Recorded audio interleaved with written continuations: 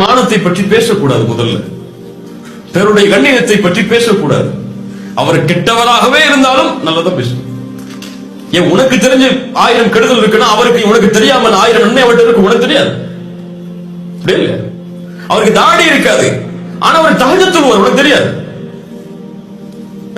அந்த பொண்ணு நிக்கா போட்டுக்க மாட்டா, ஆனா எந்த ஒரு ஆண்டையும் பேசாம பேஸ்புக்ல இருப்பா, உனக்கு தெரியாது. நிக்கா போட்டிருக்க பெண் பல பேர் அதை செய்யறாங்க. தாடி வச்சிருக்க பல பேருக்கு தஹஜ்ஜுத் இல்ல. உனக்கு இல்லாத நன்மை அவரிடத்தில் இருக்கும், நீ அதை பத்தி நினைக்காத. முதல்ல பேசக்கூடாது பிறருடைய மானத்தை பற்றி. இரண்டாவது, இந்த ஹதீஸில் இருந்து பேசப்படும் சபைகளில் இருக்கக்கூடாது.